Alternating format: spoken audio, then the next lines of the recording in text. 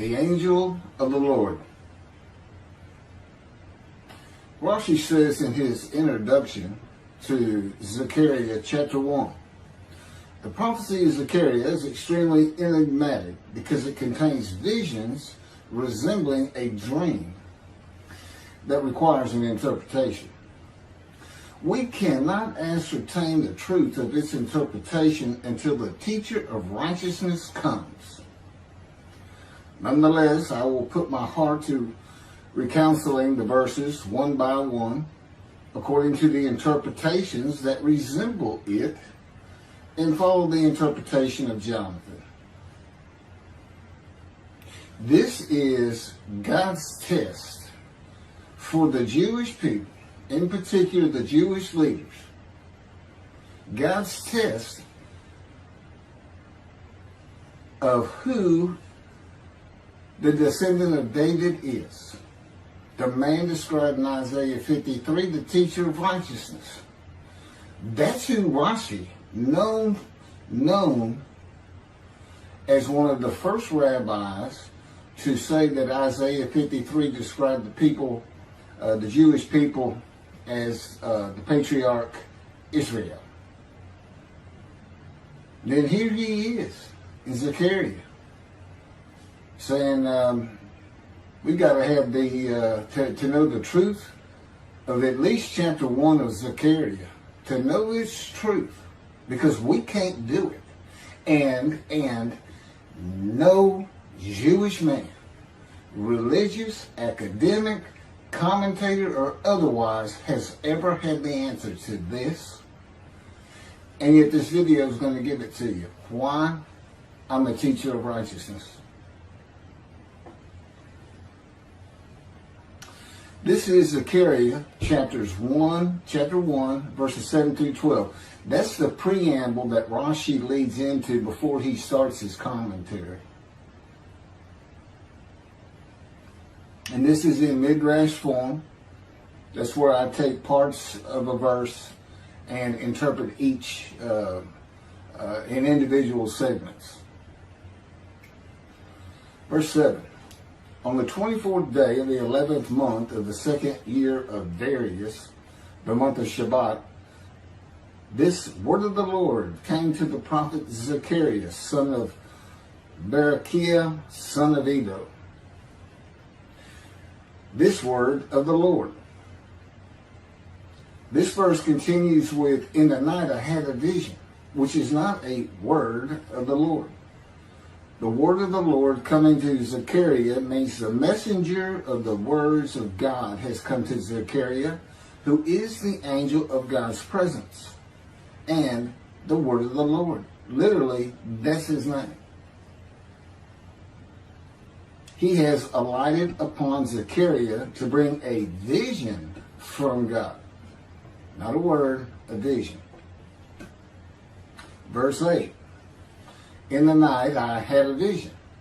I saw a man mounted on a bay horse standing among the myrtles in the deep, and behind him were bay, sorrel, and white horses. In the night I had a vision. There's a man on a horse standing in the myrtles. He is later referred to as the angel of the Lord, standing in the myrtles.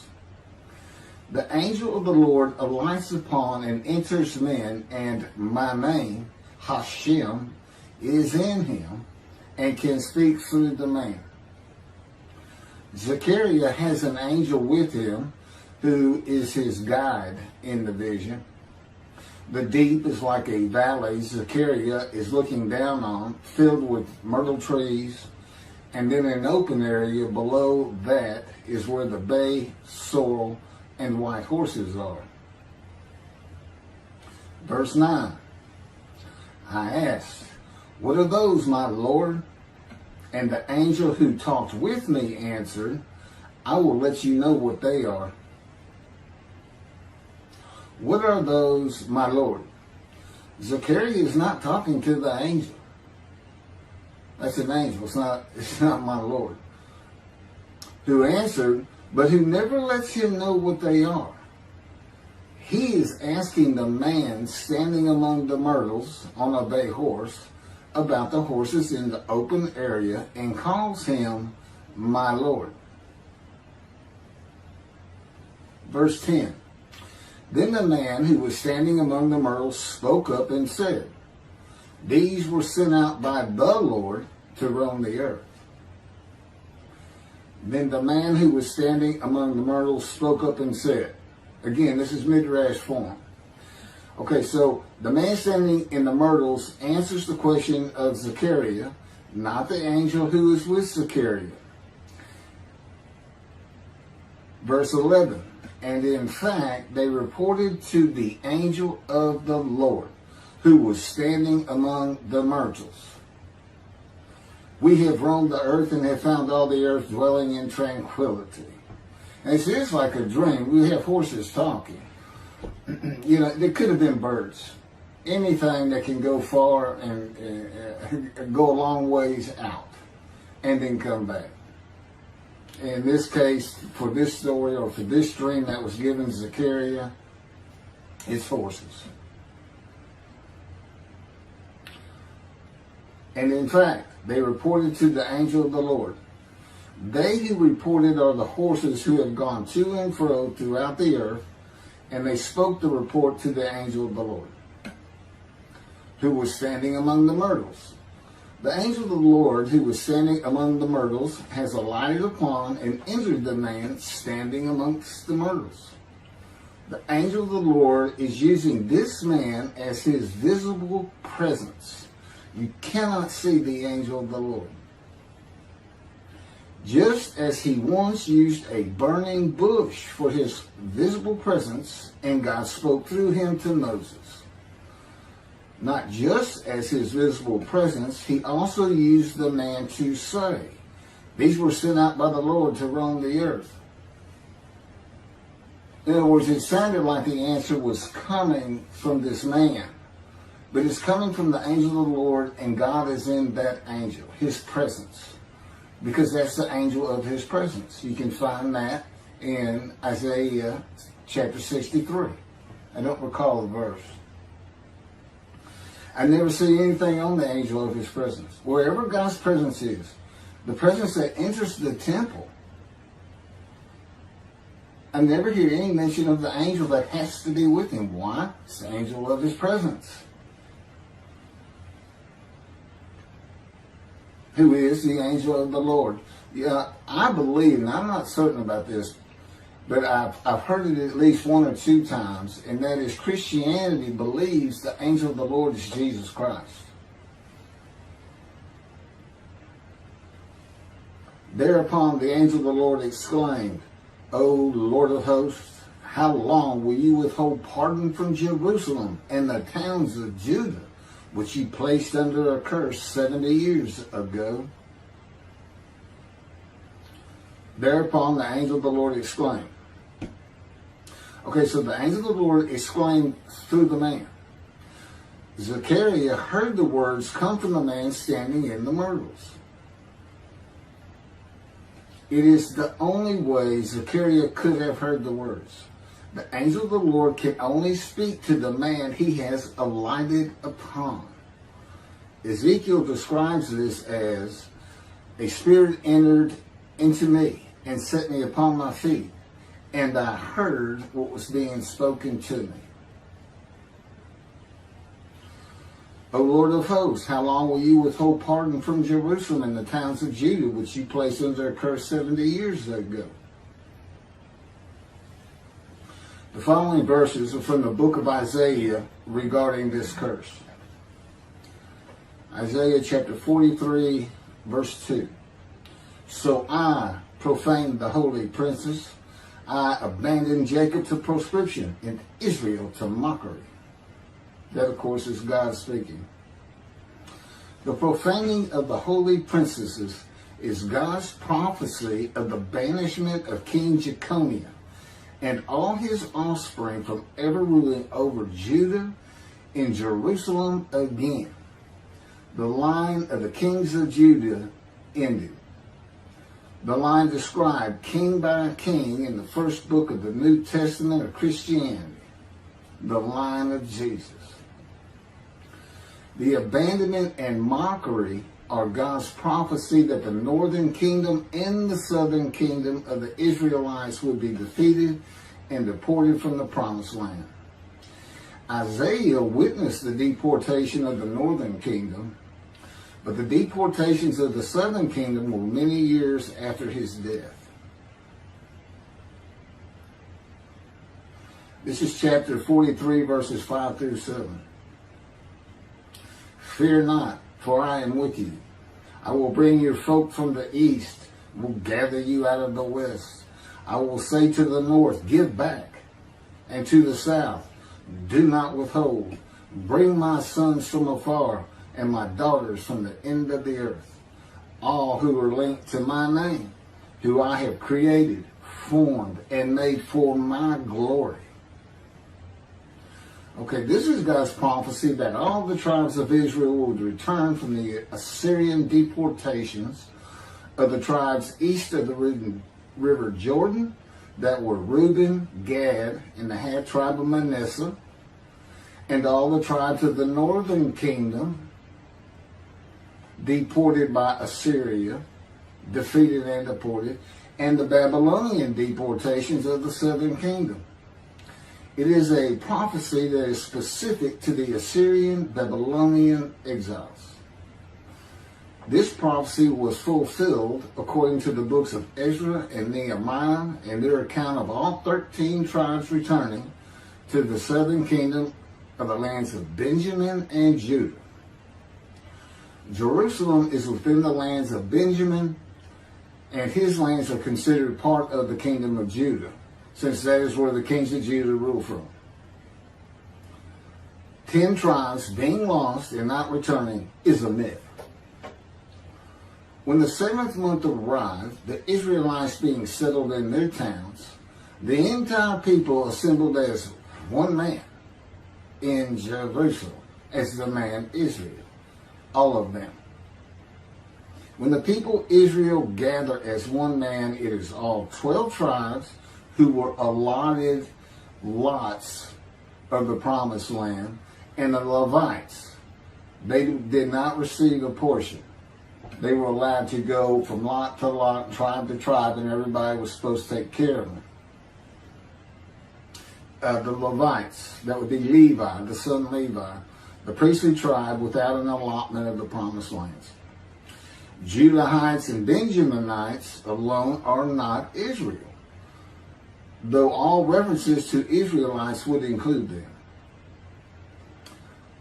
All of Israel had returned together to Jerusalem and Judah, mindful of the imported Gentiles in the northern kingdom, imported by the Assyrians, many of whom tried to stop the building of the second temple. This is why everybody returning, all 13 tribes, all went to Judah. The northern kingdom was occupied by Gentiles, I would assume Assyrians and Arabs.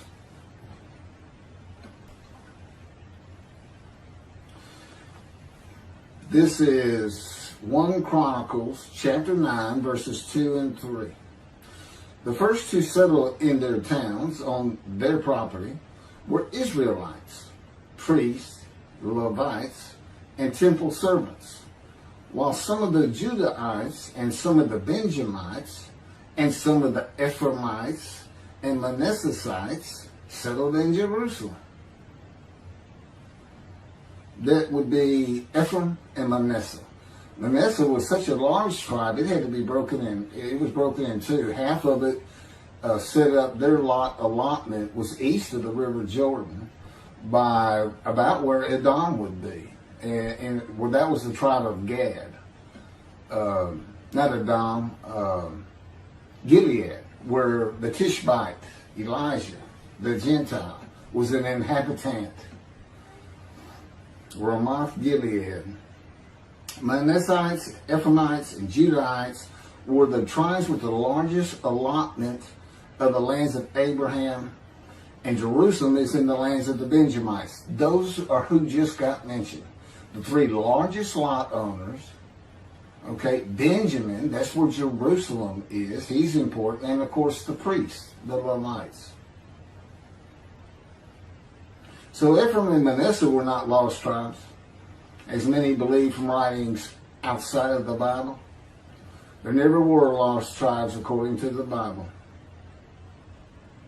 Okay, so all 13 tribes returned and settled in new towns. The accounts of the deportations indicate there was not much left of the old towns. There is no account of how the new towns were settled, though it is unlikely it was based on prior ownership. The exile lasted too long for the deported owners to still be alive, and the tribes of the northern kingdom had to build new towns to live in. It also says the Levites settled in on their lands. So everybody had to pick and choose, and I'm sure the strong and wealthy got the best places, and again, many just settled in Jerusalem. Okay, this is Isaiah chapter 43, verse 14. Thus said the Lord, your Redeemer, the Holy One of Israel, for your sake I send to Babylon. I will bring down all her bars, and the Chaldeans shall raise their voice in lamentation. This is God's prophecy that Assyria would be conquered by the Babylonians, who were defeated by the Chaldeans. But they actually go back and forth and actually became somewhat intermingled, Chaldeans and Babylonians. And that he would raise up the Gentile anointed king Cyrus of Persia to conquer them, to clear the way for all the tribes to return. That's how he cleared the way to the desert or made rivers for them. Basically, he got Cyrus to release them. Chapter 43, verse 25. And I never hear anything about this. It is I who, for my own sake, wipe your transgressions away and remember your sins no more. Okay, this is God doing, and he says this, something new. I'm going to do something new for the Israelites. This story repeats with the new covenant that includes sin forgiveness of the Jewish people that arise with Elijah and the angel of the covenant after the exiles of the Roman dispersal return to the land of Israel in a time to come. That's from Jeremiah chapter 31. The Jewish people have returned from the Roman dispersal of them throughout the world, the diaspora, which means outside of the promised land, outside of Israel, to a land that lay desolate for more than 2,000 years until after the Holocaust, and they created the state of Israel in 1948. 70 years later, and that's funny too, because they talk about a curse of 70 years. That 70 years, I believe, just applies to the last of 3 deportations of Judah and the defeat by the Babylonians. Because the northern kingdom had been defeated and deported long before that, and the first to be defeated and taken to the lands of Assyria was Gad, the half tribe of Manasseh, the lands east of the river Jordan. 70 years later, the land blooms again. Jerusalem has been rebuilt as a great city, larger than it was in ancient times, according to God's words in Jeremiah 31. The time to come to deliver the new covenant with sin forgiveness is here. That's very important for the interpretation of at least chapter 1 of Zechariah. That means the angel of the covenant that you desire of Malachi 3 is on his way, followed by God and the messenger Elijah. And when God's third temple is built, he will return to it suddenly. This is the day of the Lord. That's Malachi chapter 3. Now, Zechariah is in Jerusalem, and the construction on the second temple is about to begin. Isaiah has written God's words of sin forgiveness, which would have removed the curse long before this, when they were returning, when the remnant of the 13 tribes was returning. And the angel of the Lord proclaims, O Lord of hosts, how long will you withhold pardon from Jerusalem and the towns of Judah, which you placed under a curse 70 years ago?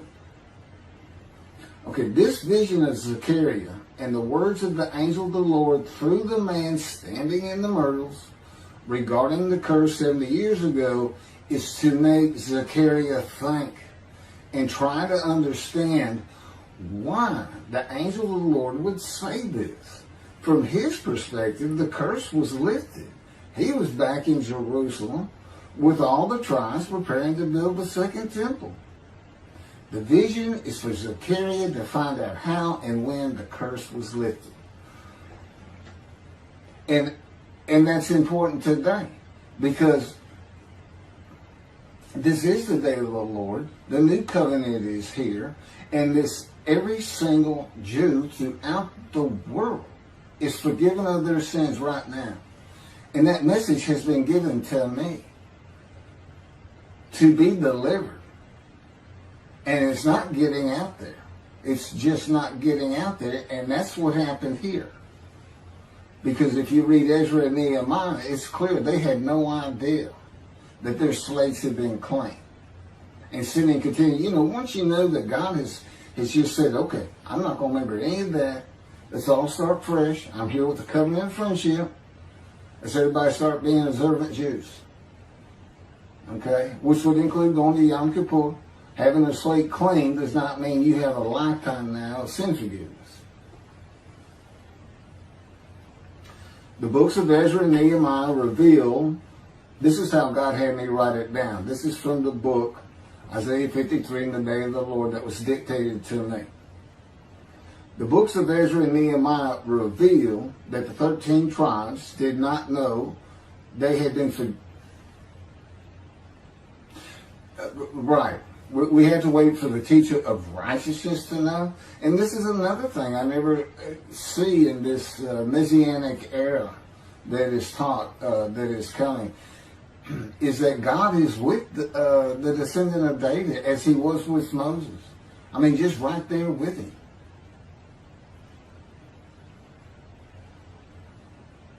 The books of Ezra and Nehemiah reveal that the 13 tribes did not know they had been forgiven of their sins to be a holy seed in the building of the second temple. If people know they have been forgiven and have a clean slate from past transgressions against God and his laws, they are more likely to stop their sinful ways and abide by his laws in the future. The scroll of Isaiah needs to be found and interpreted by Zechariah and the religious leaders so they will know of God's forgiveness of their sins. God will be returning before the temple is built. That would be the third temple, to test the devotion of his righteous servant and make him suitable for his purpose, which might prosper. That includes the building of the third temple. This would begin when his spirit alights upon the anointed one, Moshiach. His presence with his righteous servant will be necessary for the temple to be rebuilt.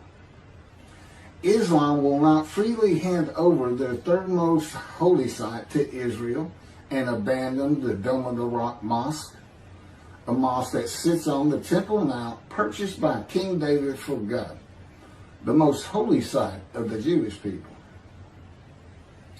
With God is the angel of his presence who is already on the way. You want me to skip that? Okay, this has been covered in other videos more than once.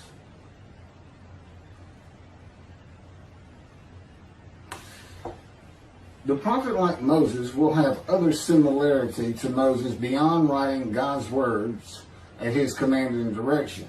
As this was written, at God's command and direction, I typed those words. To the greatest degree possible for any human being, Moshe's identity and existence became one with the Creator. Now that's who you're looking for when you say the prophet like Moses. It's not Joshua. I've heard that one, which is, it says right there on that page, there's never been another prophet like Moses. Well, his attendant Joshua standing right there, if that's, anyway. Moshe's identity and existence became one with the Creator. I don't think you can say that of Joshua. I don't think you can say that of any man until the Spirit of God alights upon him in chapter 11 of Isaiah. He surrendered himself to God to the extent that our sages say the Shekinah, divine presence, which is the angel of his presence, who is the Holy Spirit. He's an angel, and his body is not human form with wings. His body is the Spirit of God. Wherever God is, his Spirit is. Wherever his presence is, the angel of his presence is. They're always together. So when they alight upon a man and say, okay, we have tasks for you, that man immediately becomes a man in divine beings. And that's the Shekinah. That's the Spirit of God and the presence of God entering into the temple, which would include the angel of his presence. The Shekinah spoke through Moshe's throat.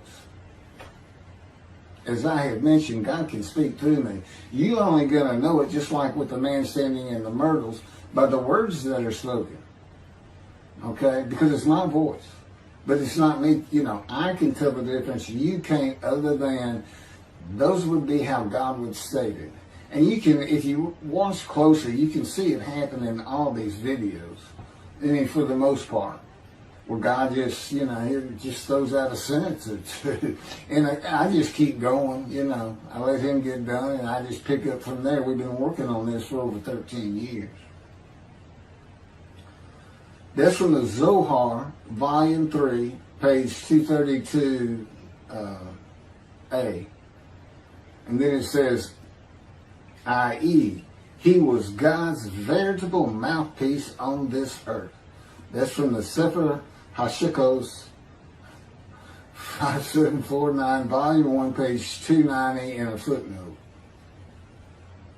The prophet, like Moses, will also have the answer to these questions. Quote, the great Jewish philosophers try to understand the question of how Moses heard God literally, some insisting that God spoke actual words and Moses heard them with his ears, while others suggest that God's speech was communicated silently to Moses' intellect and only uttered in sound by Moses himself. Maimonides, Rambam, even as he affirmed the communication between God and Moses as a fundamental Jewish belief, ultimately conceded the mysteriousness of that process.